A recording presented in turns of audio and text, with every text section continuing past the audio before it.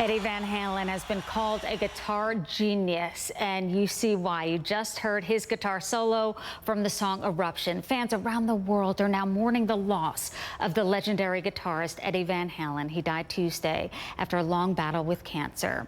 I am joined by another Rock and Roll Hall of Famer. You know him as a member of Bruce Springsteen's E Street Band from The Sopranos, an activist and actor, a member, too, of the New Jersey Hall of Fame, Stephen Van Zandt. Stevie to me, because I'm from New Jersey, too. Stevie, good to see you.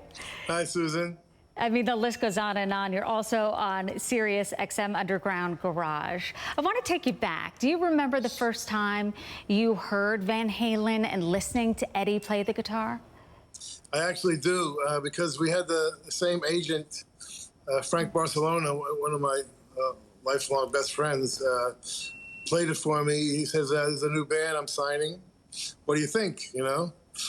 And he played me Running with the Devil, you know, the first song on the first album. Wow. Which remains my favorite song of theirs, actually. And just fantastic, you know. And then obviously Eruption, which comes on the album right after that, was amazing. I never heard anything like it. You know? I've heard that before, and being a musician and in that group, what is it that stands out about Eddie Van Halen? Why so many people just say, look, he changed the music world? Well, he did. He really did. That's not hype, you know. Van Halen in general led the way into the 80s, which was really the most amazing decade, you know, for music. It was the peak of our music business.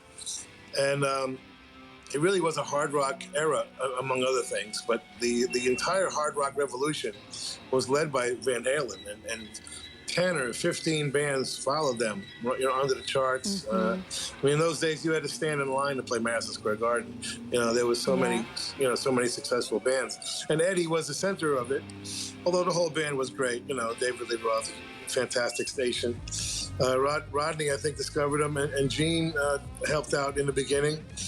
So that was two, you know, big names that really helped you along. But in the end, the band has to be great, and they certainly were. You know? Everything has to align, and you hear his talent. He did say, and I know you believe this too, that music is really a universal language. He donated 75 of his personal guitars to public schools in Los Angeles, saying, look, music kept me out of trouble. And you have that love too, through helping kids with Rock and Roll Forever Foundation. For those who aren't familiar with it, describe what it does and how many people it helps. Well, we have a curriculum called teachrock.org, which is music history. We have over 200 lessons online. Over 30,000 teachers are now teaching it. It's the main thing is bringing the arts into the education system. It changes the entire education process. It changes the way kids learn, and it's easier for them. It makes it more fun, you know. So integrating the arts into our education system is our main goal, and we're doing quite well with it, actually. teachrock.org. It really does bring so many people together. I gotta ask you how you went from E Street Band. I mean, your resume has a plethora of things on it. I can't not mention The Sopranos. How did you kind of transition into that? It was just one of those weird, freaky Hollywood stories I wouldn't believe, really, if it didn't happen to me. I was inducting the Rascals in the Rock and Roll Hall of Fame, and David Chase happened to be watching, the guy who created the show. And he wanted, you know, new faces on the show, you know, and he just called me and said, you know, you want to be in my show? And I was like, wow, man, that's really nice, you know, but I said, no, thanks, you know. He says, what do you mean, no, thanks? I said, I'm not an actor, you know. And he says, yes, you are. You just don't know it yet. So I went down there, and that turned out pretty good. But interestingly, we had this scene in The Sopranos called the Executive Card Game, where we would have real people, and David Lee Roth was one of those people, actually. Wow. Yeah, and Frank Sinatra Jr. You know, we would have like real people, you know, mixing with the fictional characters, and it's a fun little bit that we had, you know. So do more people recognize you from Bruce Springsteen and the E Street Band, or Sopranos, or both? Depends what's happening at the time and where you are. If you're on tour, we have a new record out, coming out in just a couple of weeks with the E Street Band. So all of a sudden, that particular thing, becomes more visible. If you're touring, and you come into a town when you're touring, obviously it's about that. But Sopranos was very, very substantial. Most people probably know me from that at this point.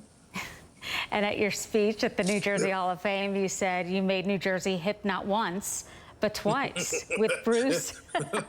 Almost an impossible task. And with the Sopranos. But it actually helped me when I wanted to do Lillehammer in Norway, because they were like, how can we make this an international show? Lillehammer was actually the first show on Netflix, so nobody knew about Netflix yet.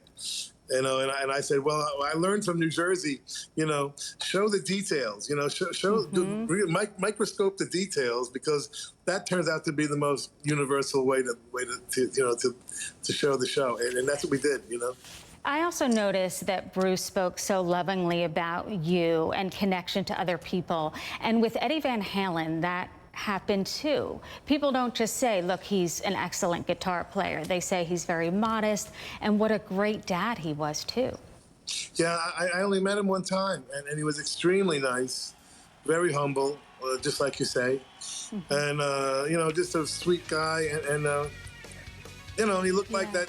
He looked like he looked on stage, in the videos, It was just like he had that great smile, very much smile. So. Stevie, good to talk to you, and thank you so much for your memories of what he means to the world of rock and roll. Good to see you. Thank you. We should send condolences, of course, to his family and friends. Exactly. Well said. Stevie, thank you.